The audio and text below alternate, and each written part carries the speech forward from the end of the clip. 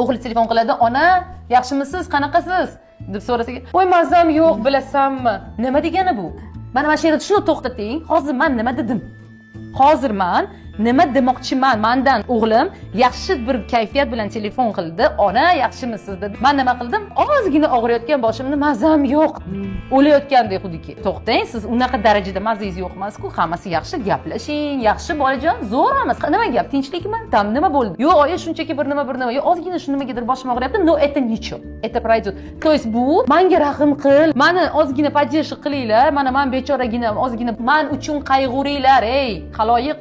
Bola chaqa men uchun qayg'urishni boshlanglar, mana men borman deyish bu. Поэтому ana shunday bo'lmasligi uchun, ana shunaqa jabrdiyda pozitsiyaga tushmasligi uchun silniy bo'linglar, o'zingizlar uchun kuchli, o'zingiz uchun jasur bo'ladi-yu. Chunki jasur odamgina, jasur aynan ichki stерженьda jasurlik bor odamgina har qanday orzusi va har qanday maqsadiga bora oladi.